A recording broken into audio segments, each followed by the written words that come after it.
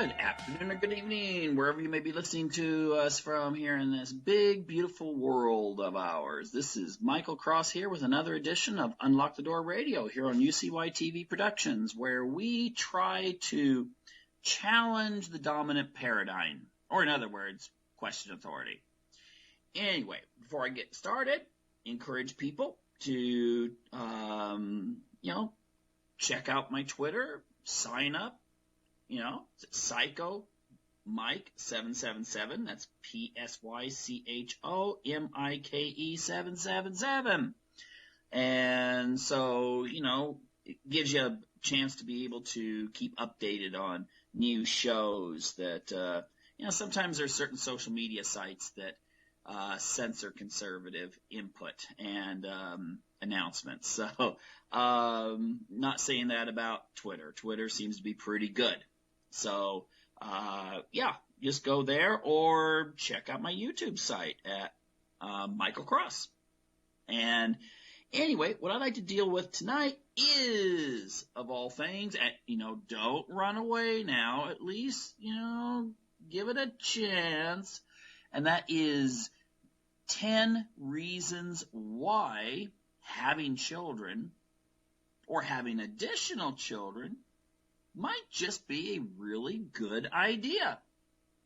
Now, I know there's social programming out there. I've dealt with in previous shows how there are foundations that work with the media to implant messages within sitcoms, movies, soap operas to get people not to have kids. Now, maybe not totally not to have kids if you promote ideas that people should wait for the absolute perfect person. Seems to be kind of our fairy tale images that get promoted in media. And also show small families.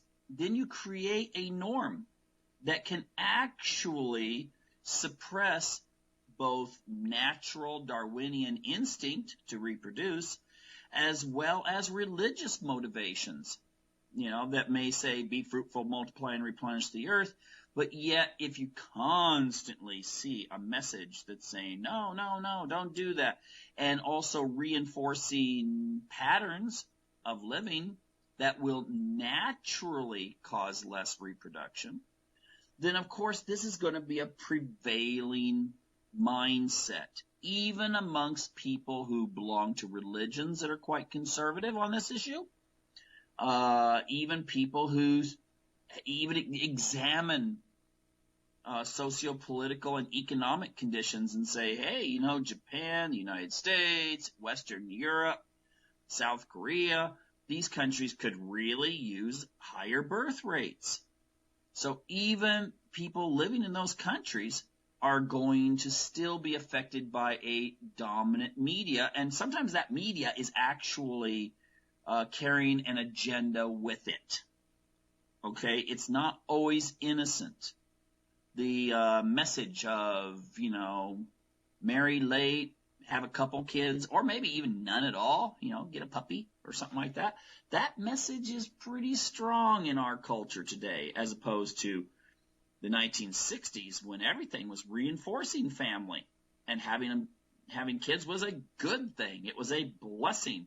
Now we got our mega churches, the ones that just pack them in there, and they talk about, be a consumer for Jesus, praise the money, I mean the Lord, okay? That seems to be the message you get out there with modern secular Christianity, as I call it.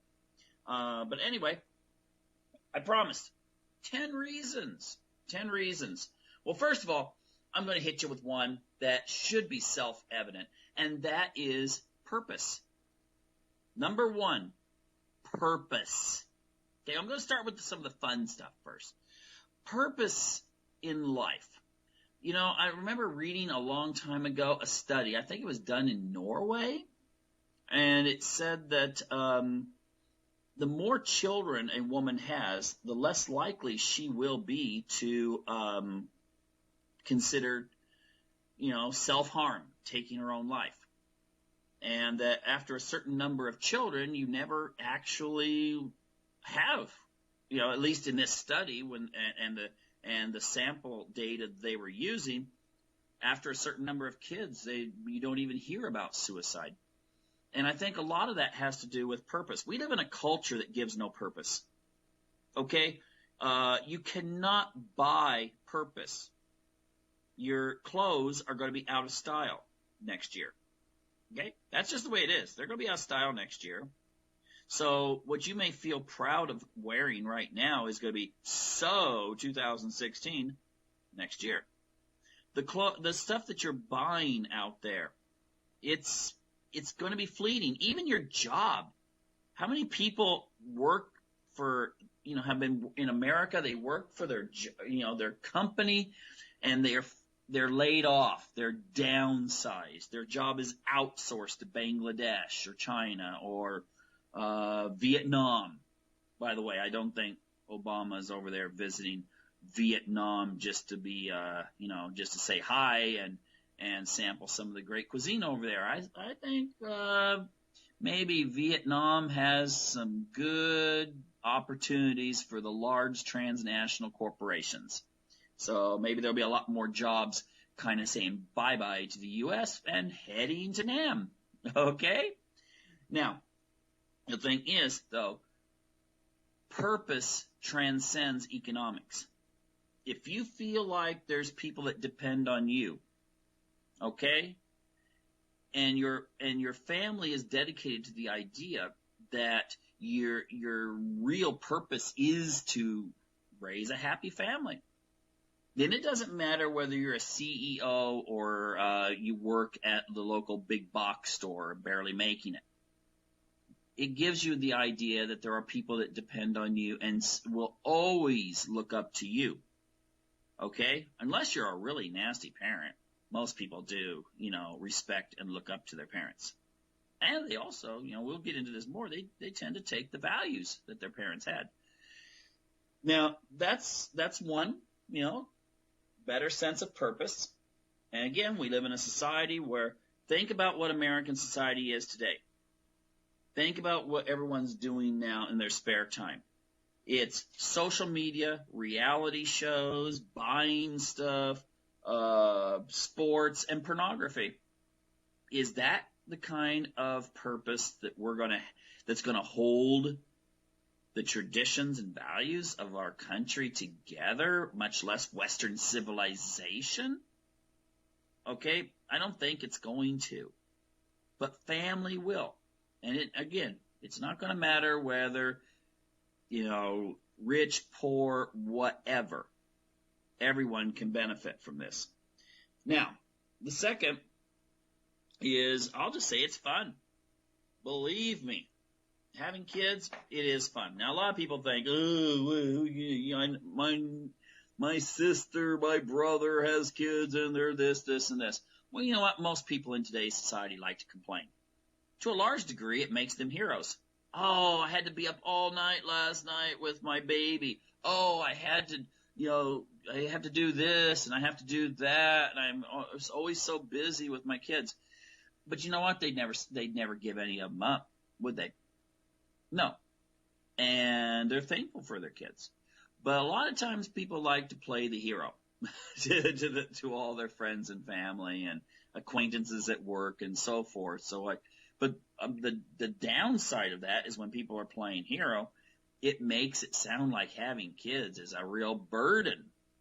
And ultimately, think about a fishing trip. I'm going to use this as this analogy. I love using analogies.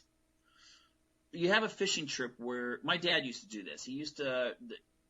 And up until his 70s, actually, he did this. He and some friends that were usually half his age would go up to the high mountains of Oregon, high Cascades, and they would take hand cart and backpacks, and they would go in like 5 miles. That's around 10.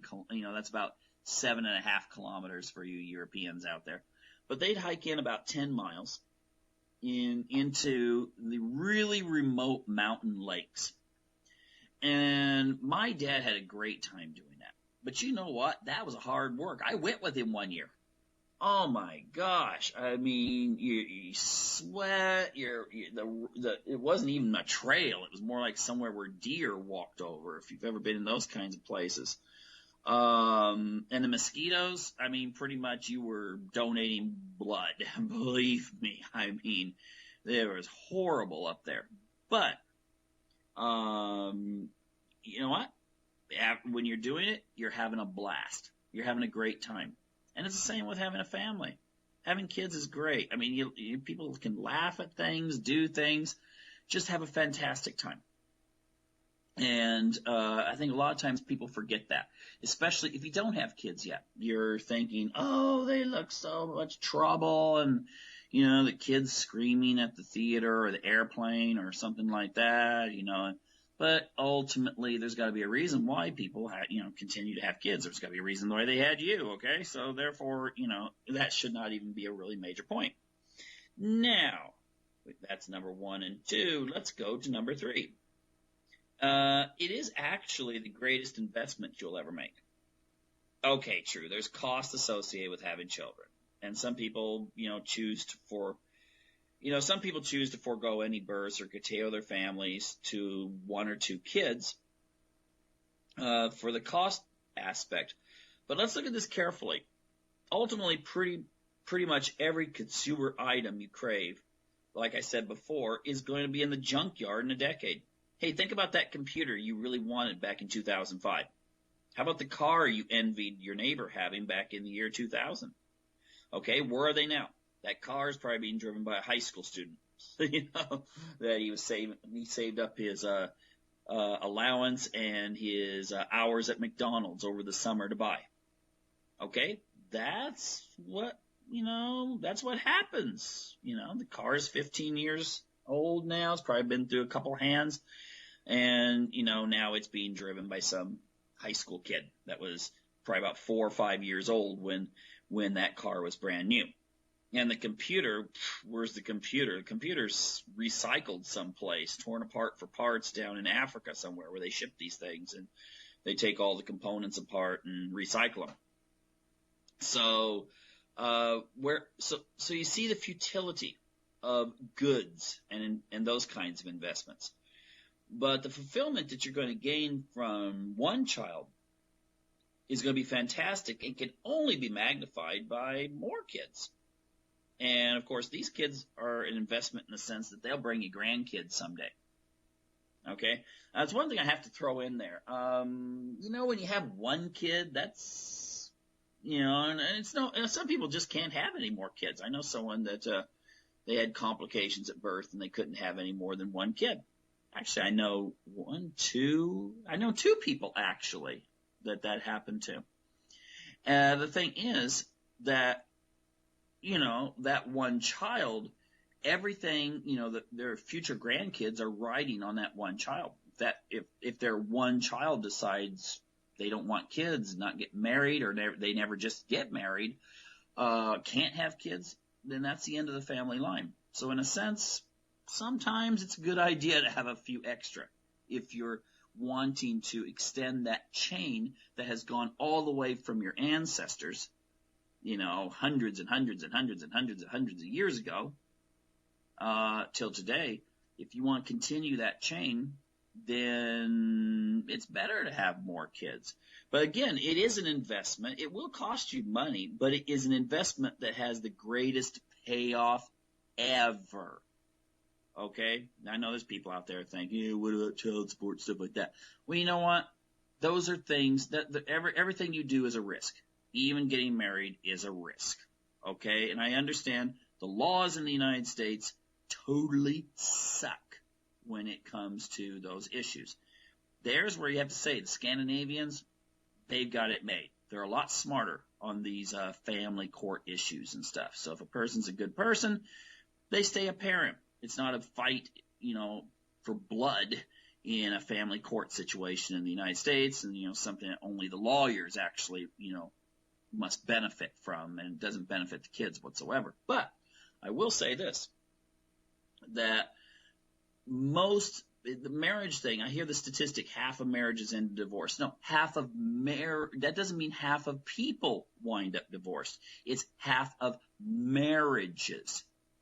So if you've got someone that's been married 5, 6 times, then that's 5 or 6 statistical divorces.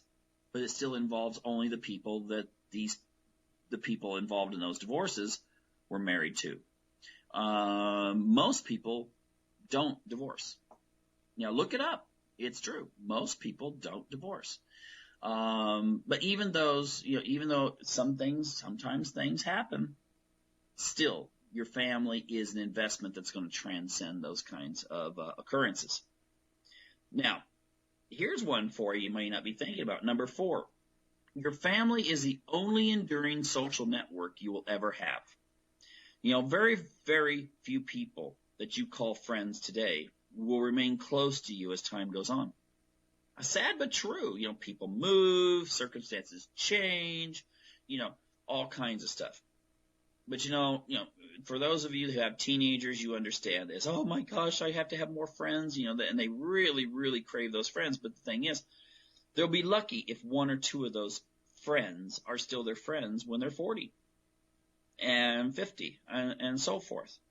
And so ultimately, children and your extended family that will occur from that are the people that will be with you throughout this whole life. And if you have a large family, one big advantage to a large family is this biological network can actually benefit your children financially, economically throughout their whole lives. You see, one thing a lot of people don't realize is I know a lot of people that have come in as immigrants from the Middle East. And, you talk to Kurds or Arabs, and they know their families. By golly, they know all 47 of their cousins sometimes. I was talking to someone that had 47 cousins. And she said that there's a lot of these cousins she's never met. But she knows that if she were to go to Chicago, where one of them lives, knock on the door, say who she is, they would let her in. They would try to set her up with a job. They would try to set her up with a place. They would be basically doing their best to help this blood relative. And this is the way you think of a lot of these companies, furniture stores, even the motion picture industry, and stuff. A lot of these were immigrants back in the early 1900s. And you got 5 or 6 brothers, and they start out in a business. And you see that today with a lot of Arab immigrants. You start out a business, maybe a pizzeria or something. And then as it grows, you buy another. And then put your brother in charge of that one. Then you buy another. And pretty soon, you've got a family business that may actually involve owning all the pizzerias in your community. That is, just an example. When you have a larger family, people can help each other. Okay? It's a lonely world out there. Having lots of family, blood relatives can really be an assistance. So that's why I say, I was raised an only child. You have to do everything on your own, but it would have been really nice if maybe I'd had siblings who would have said, oh, yeah, come over, come check out these jobs here that I know about, and that sort of thing. So it's a social network that's pretty much been abandoned by our so-called modern culture. So, this is something that maybe to consider. That, if you're thinking about having a kid, think about having more because, at least think about it. I'm not telling you to go out and do it, it's up to you. But it is something to consider that, the larger family, they're able to, even though they may fight when they're younger, that's what, people do, that when they get older, they will be bonding with each other very strongly and be alliances for each other. Now, speaking of that, our next topic, reason is greater support. I read an article once, probably about, 10 years ago, about Mexican Americans and depression. And it said that people that recently moved from Mexico, where the norm, at least at that time, was larger families, that when they move to America, they have much lower depression than the general culture surrounding them.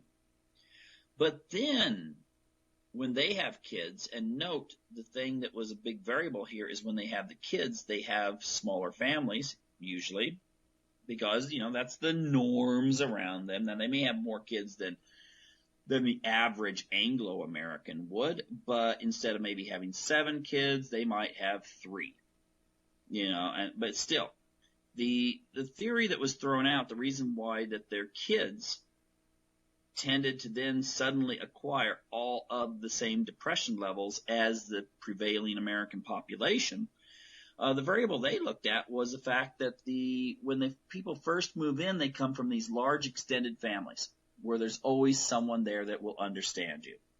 If you've got you have 47 cousins or something, one of those cousins is going to know what you're going through, even if your mom and dad and even all your siblings don't. There may be a cousin that's like, hey, that's the one you're going to call. And so that's a real advantage. That's a real advantage, having large families and for the social support network. Okay. And let me see here. The next one's longevity. You're probably thinking, what? How can having a large family increase your longevity? It's a lot of hard work. Well, then again, so is exercise and weightlifting. Running. That can be hard work, but you know what? It keeps you alive longer. At least that's what the medical studies say. And it sure makes sense. Your heart stays healthy. Now, the thing is that people who are in strong family units tend to fare better on health measures than those who don't. Married people live longer than single, and that's been known for well over 100 years. The original Durkheim studies pointed things like that out. Now, there were people that will say, now, wait a minute, maybe it's the unhealthy people who don't get married. And they've done studies in recent years where they've taken that variable out, measuring people of the same health status and finding that, yes, being married increases male longevity tremendously and increases female longevity a bit too. Now, the reason why, of course, it may be more important for males is males don't usually have social networks where they can go and talk to people. Women do. I'm not going to get into evolutionary psychology to explain why that might be. But women generally have more social support networks, which are usually associated with living longer. Even going to church keeps you alive longer. Okay? I read somewhere, I don't know if I remember correctly, that being a moderate smoker and going to church, your lifespan was going to be about the same as someone who never smoked but is an atheist. I mean, yeah, I'd have to look that one up, but I just remember, reading that a long time ago. But it's a social support, that there's always the people your true friends, okay? Not TV programs that you think those people are your friends, but instead real acquaintances and friends and so forth. And again, that blends in with purpose, but again, longevity. And, you've heard these cases where some parents, it's not so much common anymore, but it used to be really common. Parents die, maybe of an accident or something, and then their grandparents, who might be in their 70s, have to assume the role of being parents again. And what happens often is that their agility and their outlook and their health suddenly goes younger. They start feeling younger. Family gives people a meaning, and people who have a strong sense of their own importance to the family will get advantages from it. And I've heard, come on, I mean, you even hear this in cases where an older man, for instance, marries a younger woman, and all of a sudden his health improves. Because I remember a movie star, who was in a situation. He had kids when he was much older, way older. But he said he had to go out and start exercising more because he knew he was going to have to be going out there and playing baseball with his son and stuff like that. So therefore, it does increase longevity. Statistically, I mean, not every case, obviously, but statistically, it's a positive health advantage to having a family. And, well, what about health itself? The next reason. Now, again, this is statistical, but did you know that in the old days, what was it, 1700s in Italy, breast cancer was called nuns' disease. Nuns, the women that they don't have sex, they don't have babies. Catholic Church, nuns, N-U-N-S. And the thing is that the reason for this was because most women in Italy at that time, when they started having kids in their late teens and early 20s. Okay, some younger than that, but in the cities it was usually late teens and early 20s. And, they might have 5, 6, 7 kids, and that is usually associated with a reduction in the chance of ovarian and breast cancer. And so breast cancer rates are actually higher amongst women who've never had children. Now, again, there's women that I knew a woman that had 7 children, and she got breast cancer and died. There's plenty of women that have no kids and they don't. It's a statistical thing, okay? It's associated with a reduction in risk. So, but I will throw that out as an advantage because, I've heard people say, well, taking the birth control pill can lower your risk of certain diseases. Okay, statistically, that may be true. So you have to also consider, though, that statistically having kids lowers other diseases, statistically. So anyway, health. And again, I already threw the thing out about the fact that, you might start having to go out and do stuff with the kids even though you don't want to. You're like tired after a hard day of work and all of a sudden your kid wants to go out and play ball or go for a bike ride. But that's good. There's many times I've just wanted to just sit down and just do nothing. And then, one of my kids is like, hey, come on out there and do this. And I'm like, okay, let's do it. There's also the aspect, too, that childhood obesity. I was reading about obesity in Europe. Yes, there's obese people in Europe too, okay? Just not as many proportionally as the United States because food's more expensive in Europe, for one thing. But going on that expensive thing, if you ever visit Utah, where they still tend to have larger families, you don't see a lot of obesity compared to most other parts of the United States. And this report I was reading about Europe might explain some of that. Okay? And that is that smaller families, parents are more likely to indulge a kid. Okay? Whereas larger families, if you have 4 kids and it's like, you want to buy ice cream, well, maybe what you're going to do is you're going to buy the ice cream and everyone gets a bowl. Okay? Everyone gets a bowl of ice cream when people are saying, let's have ice cream. But if it's a single kid, you might buy the ice cream and that kid can eat until they are totally full of ice cream. Okay? In China, I've heard the obesity problem has grown because if you only have one grandchild, that's 4 grandparents, 1 grandchild, they spoil the kid. And a lot of times that's food. That's an easy way to get a smile out of a kid, okay? When they're young. Here's some candy. Here's some this. Here's some that. And so that has been associated with increasing obesity. So larger families, yeah, sure, you don't have as much money to spend on stuff like junk food. Or maybe deciding, I'm a little tired tonight. Let's all go to the fast food restaurant. Of course, the fast food restaurant, is going to not just be more expensive, but it's also going to have a lot of calories. But maybe if you've got 4 or 5 kids, you're kind of thinking, no, I'm tired, but I think I'll just drink an energy drink and get some energy and make dinner. Okay?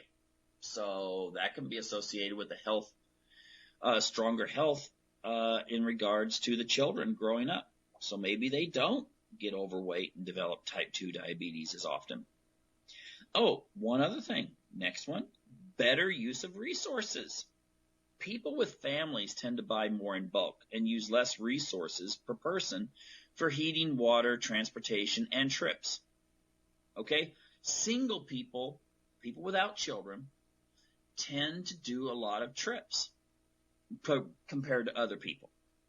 A double income, no kid family, whether it's two men married to each other or a man and woman, they will have more disposable income, and that's a really prime demographic that advertisers and marketers try to aim at, because if they have so much disposable income and they like to have fun when they're still young, they're going to be more likely to go on air flights and so forth. Whereas a family may be more likely, okay, well, let's go to the beach. Okay, it's not going to be going to Acapulco as often. It's not going to be going to Europe as often or to India or some other place. If you do have a lot of disposable income, you're going to be using more resources per person. Okay? If your choice is, if you can't take all of the kids and go visit England from the United States, instead, you might decide to go take the family in the car and drive to Disney World or some place like that, some other amusement place. And that's going to use a lot less resources than how many are used per person, when you take the average, for air travel. A lot more. So this is why people who have larger families do use less resources per person. If you're looking at heating in a house, if you've got 4 kids and let's say there's 2, you've got 3-bedroom house and mom and dad are in one room and 2 kids share bunk beds, and there's nothing wrong with that whatsoever. They have bunk beds in 2 in each room. It's not going to mean that there's going to be more heat used. You don't have to turn the heat up or more heat than if there had just been 2 kids. The house would have still had to have been heated, even though, now the kids have their own room where there's going to be, only 4 people in the household, but it's using as much energy as 6. Okay? It really is. So therefore, that's another example. And when you do buy in bulk, you tend to be more efficient in the resources. Less stuff goes in the garbage and so forth. So, when you prepare it yourself, you don't know how. You get a frozen dinner and it's just like, you get those little vegetable things that you just, I don't want those, and you throw them in the garbage. Okay? There's a little bit more planning if you're making a meal for a family. And besides, the vegetables might actually be palatable and you'll eat them versus, and they wind up in the garbage. Now, some of the other reasons here.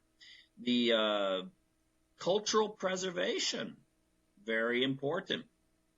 Now, a culture that's not replacing itself is one that is slated for the same fate as the Shakers, decline and extinction. That was a religious sect that believed that sex and sexuality were kind of primal. And I guess I never read the Bible. I mean, ancient Jews celebrated sexuality. They just, they regulated it, but they celebrated it. It wasn't until, the Roman thing and, the women, but came in, hundreds of years after Jesus. The thing is that the Shakers gave up on sex and sexuality. And I think the last one died sometime in the 1970s or 80s. And they used to like adopt children to keep the group going. And in those days, there was lots of orphan kids. And, so they could keep themselves going that way. But they never reproduced. They died out. And we see that today. Like, look at Japan. I was watching a documentary where they showed a city, and it wasn't a big city, but it wasn't a little village either. And a hospital recorded no births for a full year. A whole year went by and not one woman gave birth in that community. And that's suicide culturally. I mean, if we were immortal, it might be different, but we're not immortal. Okay? We're not quite to the singularity yet. Okay? The thing is that when a population is not having enough kids, and usually you have to have, I would actually say, if your country aims at 3 children per family, that's replacement. Now you're thinking, no, that's growth. No, I'm saying aims at. Because again, there's going to be some people that are not going to want kids. There's going to be some people that are going to be infertile. There's going to be some people that, would never have a child unless they were married, and they never marry. So ultimately, aiming for 3 means that the people that don't have any kids or only have 1, that averages in with the ones that do have 3 or more, and you would get a little over 2, and that would be replacement. Okay?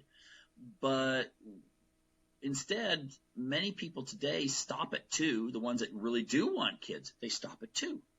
And then that means overall the culture is shrinking, whether it's a church, whether it's a community, an ethnic group, or whatever, a nation. It's going to shrink and it's going to die out. Especially since usually when people have a small family, most of the kids from a small family see that as the norm, and maybe they don't even want any family, So cultural suicide, it's being conducted all over the world. And I don't necessarily think, I've told you earlier, foundations, I don't think it's an accident. I don't think it's something that's just, happening. I think there's other factors involved that's encouraging it. But still, you still need to have at least 2.3 children born average per woman in a society. And you look around you right now. You may say, yeah, but I know this woman that has 7 kids. But look at the fact that maybe she has a sister who's gay and doesn't have any kids, chose not to have any kids. Well, that would knock that average down to 3.5. And then you throw in the factor that maybe there's another person that has no kids because he just wasn't lucky with the women. Well, now let's average him into that whole equation. You see what's happening here? You've got to be in a community where there's an ample number of people that are having 3 or more kids. And then you can still have a majority having 2. But then that'll offset the ones that had over 2 will offset the ones that had no kids. So cultural preservation, very important.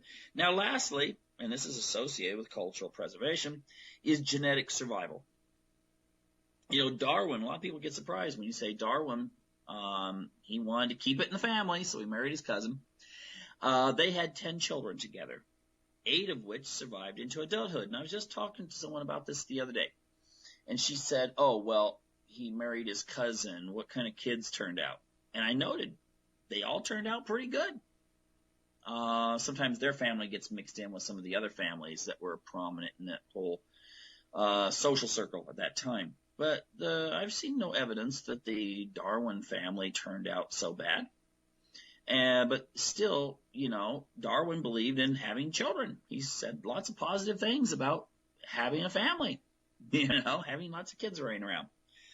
And the thing is that it's more than just chromosomes, okay? It's much more.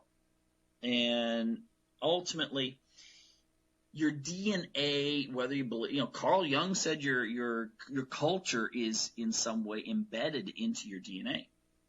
But ultimately, at least the characteristics of those people that sacrifice so much, they lived through wars and crazy kings and inquisitions and crusades and invasions from the Middle East, or conquistadors, or the British or the French or whatever. Okay, your ancestors probably had a few of those back there that were out to get them.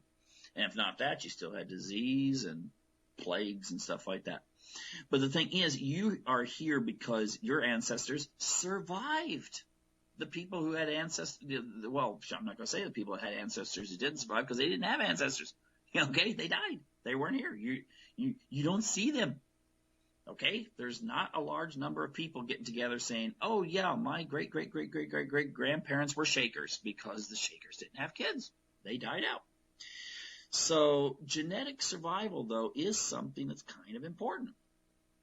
And, when people talk about genetic diversity, I mean, if everyone's just having small families and then people become insular and start marrying within those families, doesn't that mean we're going to magnify the bad recessive genes? Think about it. Versus, larger families, you got a little bit more fluidity out there. Now, that's not my major premise, because I'm sure there's arguments on both sides of that one. But there is no argument in the idea that your biological chain through the centuries, through the millennium, is your DNA. And so, in a Darwinistic sort of sense, if you've got, he who breeds leads, okay, you have more kids. And, sheesh, I didn't even mention democracy. If you've got more people from your particular social background or whatever, or demographic, then you have more power. But genetically, ultimately, it does come down to whether you have kids or not. If you don't have kids, you're gone. Okay? I mean, unless someone digs you up in the future and, decides to take some of your DNA from your teeth and see if they can reconstruct you. Probably not going to happen. Versus, if you have lots of children, then that's going to pass that DNA on to more people. And I think a lot of people, it's ironic that in this society that's supposed to be so scientific, actually it's not, it's just that political correctness is a new religion. Political correct people do not like science, because science says things that are not politically correct. But ultimately, it is it is the fact that if you have more kids, there's going to be more people like you on the earth. Okay, I knew this one woman was really funny. She was a really, really outstanding woman. Had a great family. She had like 8 kids. But she went to the store with like 4 or 5 of them one day, and this lady comes up and says, how dare you have more than, 2 kids? You're destroying Mother Earth. And she replied saying, you know what? Tell you what, the world needs more people like me and less like you anyway, so thank you, ma'am, and goodbye. I always wanted to do that on someone, but no one ever dared come up to me and say such a thing. Oh, well. Anyway, that's all I wanted to deal with on that issue. It's, just to kind of encourage people to look at more of the positive things, since we have so much negativity in the media about, marriage and, having kids, and then even worse than that, having more kids than just 2. It's not a message you hear too much about. Okay? So it's something that needs to be heard and needs to be considered. What I'd like to discuss this remaining 20 minutes is, what else? The election. And a lot of the developments that seem to be taking place with the Republican Party. Okay? Now, the Democrats, they're still fighting it out. And who knows how that's going to turn out. You might wind up with Bernie getting there. Or if Hillary gets indicted, the party might throw someone else in. Or they might get behind Bernie. Who knows? But with the Republicans, I think it's a little bit easier to kind of determine some of the stuff taking place. I mean, come on. We know that Donald Trump is going to have the votes needed for the nomination. Okay? Now, whether you like Donald Trump or you don't like Donald Trump, your choice is going to be probably Hillary Clinton or Donald Trump. And as I said in the first half, I would really encourage people to type in, I don't have the name of the video right now, but there's a couple. Type in Abby Martin / Hillary Clinton / war. I think that'll take you to some really, really good commentary from Abby Martin on this. Stuff that should go viral and unfortunately doesn't. And just like I said earlier, the American public has been conditioned to spend their time on the internet, well, what? They spend their time with trivia and reality shows on TV, or kitty cat videos, or porn, or gaming, or any of these kinds of things. And it's really sad that we could wind up,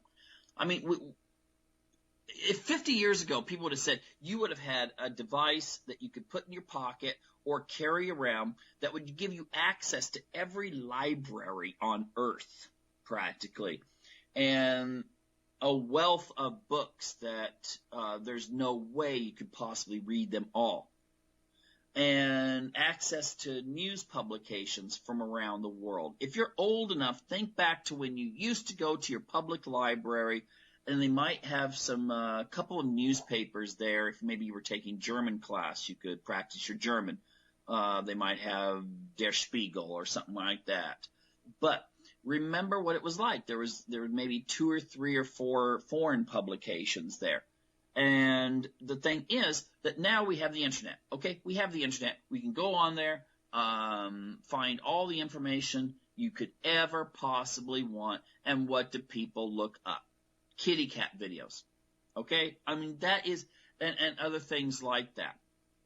And obviously, a lot of times people just get home and they're tired and they want something that's like a distraction. Okay, something just that doesn't require any mental effort. But the thing is that we really need to look at the fact that we need to examine these issues. I remember back in the 1980s when everyone was all worried about nuclear war and everything, but I didn't see Ronald Reagan or Mikhail Gorbachev or Margaret Thatcher or was it Helmut Kohl in Germany or any of these leaders. I didn't see them actually, hinting at using nuclear weapons. And now it seems like all the countries that have nuclear weapons make comments about nuclear weapons. And we got countries now in the Middle East that want nuclear weapons. Well, in a way, who could blame them when they're surrounded by a whole bunch of other countries that are wanting nuclear weapons or already have them? The thing is that we have some major issues out there. We've got war. We've got the economy in which the middle class is dying, okay? The middle class is dying, all right? It's not dead yet, but if you compare to what it used to be just 20 or 30 years ago, okay, 20 or 30 years ago, the middle class was so much more vibrant. It was growing, and now it's contracting rapidly. And I don't think the solution is this neoconservatism too, but also classical liberal idea that we just kind of wait and let it work out on its own. Okay, a lot of the kind of conservatives that do not like Donald Trump are the ones who say, if you just let it alone, let it go, things will work themselves out. Okay, well, yeah, I guess the same could be true for vaccination. When I read the book Descent of Man by Charles Darwin, he was noting that maybe vaccination was reducing the overall health of the population because diseases would kind of weed out people with problems, weaker people. So what if we applied the economics that we see being thrown out there by a lot of the people who do not like Trump, that just say, just leave it alone, things will work out for the best. Well, apply that to medical technology. Sure, we leave it alone for 100 years, and, later we wind up with a stronger population because the weaker ones have died out. But is that what we want as a human thing? Would that be any indication of our humanity? Or how is it any indication of your humanity when you basically tell workers, yeah, there's other jobs? Or, hey, go train for computer programming or something like that. Or try doing this other thing. The thing is, that's being told to you by politicians who do not have any skills beyond what they have been trained to do anyway, mostly law, then politics. If suddenly you didn't need lawyers and PR people, they'd be out there. Oh my gosh, they'd be clamoring for there to be some sort of policies to get the country going again. Now, I'm not saying, let's just go ahead and go for a communist system or anything like that. But essentially, I'm just wondering, how much does it cost to pay welfare as opposed to how much extra would it cost if you did have some sort of infrastructure project? Okay, FDR was not a communist. Some people say he was a communist, and he really wasn't. My dad was young during that time period, and he did say, at least you knew you were good. When you got money from the government, they gave you a job to do. And of course, they had some really massive, very worthwhile projects that took place, whether that was building dams that we still use for hydroelectricity, bridges, which we still use, even though they're starting to deteriorate, or other infrastructure projects. And the only people I hear talking like that is Bernie Sanders and Donald Trump. Oh, you hear some, lip service given by people like Hillary, but I don't see any kind of solution offered. Okay, it's still the same old, I'll tell you what you want to hear, and then you'll vote for me. I saw a funny meme out there. It was like a fake Ben & Jerry's ad, and the flavor was the Hillary flavor, and it's whatever flavor you want it to be. Come on. And the thing is, if the Republicans actually want to win this election and not be sitting there going, oh, look at all the mistakes we made, which reminds me, the Republican Party to a large degree is like the best friend guy in a movie, that never gets the girl. Okay. And when they do sometimes get the girl, they lose her. Okay. They don't know how to hold on. And so, Republicans win Congress, and then they just kind of flub it up and lose Congress, and then people get tired of the Democrats, so they throw them out, and then the Republicans get back in. People are going to be kind of sick of doing this, though. A lot of people I've talked to have said, I voted for the Republicans this time for Congress, and look what's happened. They haven't done anything. They've spent more time attacking Trump than they've spent time attacking Obama, which is really ironic. And, whether you like Trump or not, if you're a Republican, I'm just telling you, if you don't get out there and get him elected, you're not going to have 4 years of Hillary. You're going to have 8 years of Hillary. Okay? You have 8 years. You're going to have a Supreme Court that is going to be totally dominated by the Democratic Party. Because Obama, there was a lot of conservative appointments under George Bush. But a lot of them were not really conservative. They were kind of your country club Republican sort of judges. And then you had 8 years of Obama, in which he's had some Supreme Court appointments, and he's also had federal court appointments, a lot of them. Then what you're looking at is with Hillary, that's 4 years. That's at least a couple of Supreme Court appointments, probably replacing, some that are actually somewhat conservative on the court. And of course, 4 years, she'll get in for another 4 years. That's just the way people are, they're like, okay, give her time to finish out. We're used to her. It's very rare actually for presidents not to win re-election if they really try, historically. But the thing is that there's a lot of disarray out there right now. You got Mitt Romney out there who doesn't seem to understand that the election's pretty much over. He knew he could have. I predict if Mitt Romney had jumped into the race at the very beginning, he had the supporters, he had the network. I think he would right now be the nominee. Without a doubt, he would be the nominee. Okay? He didn't jump in.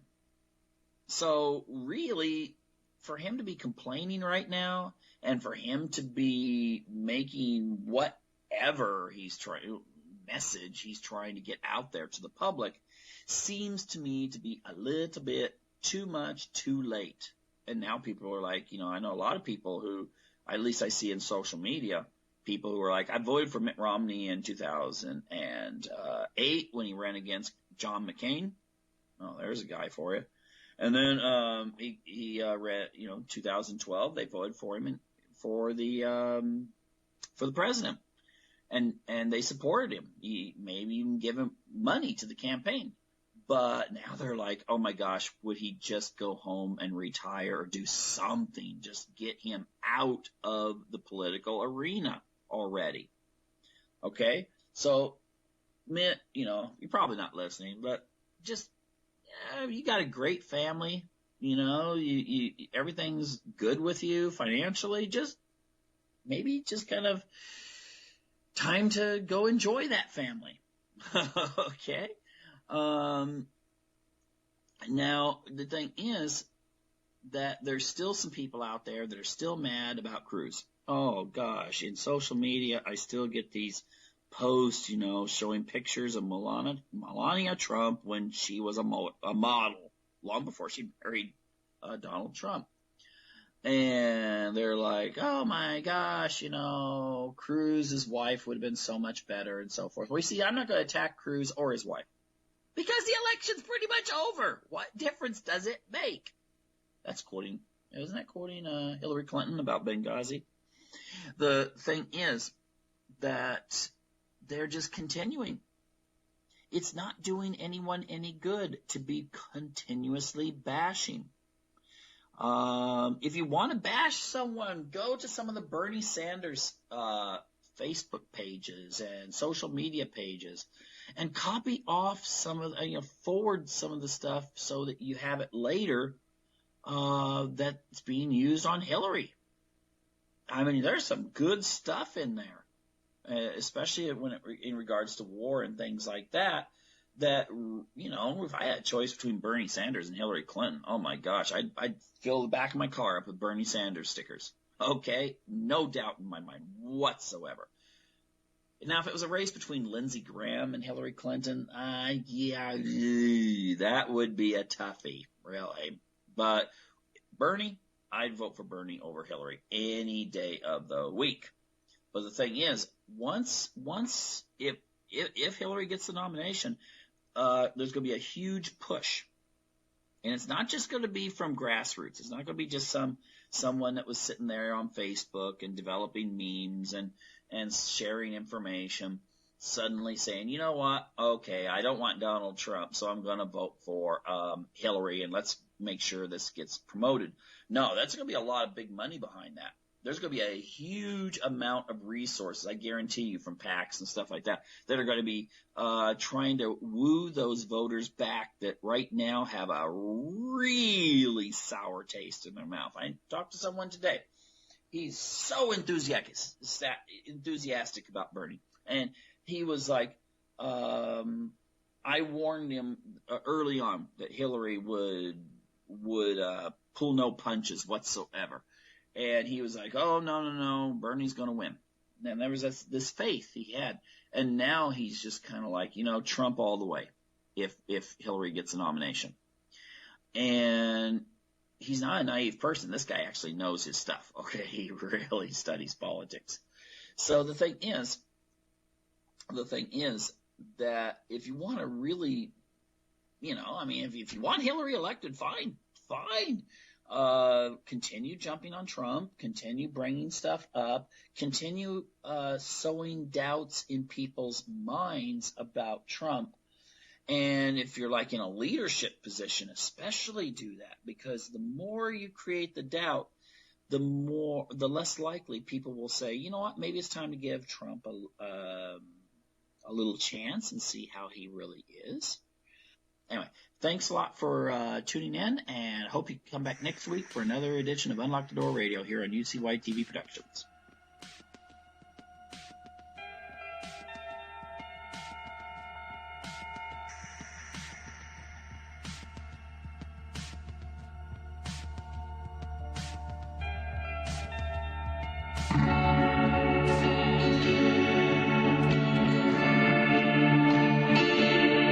This is JJ Up Against the Wall. And you're listening to UCY.TV.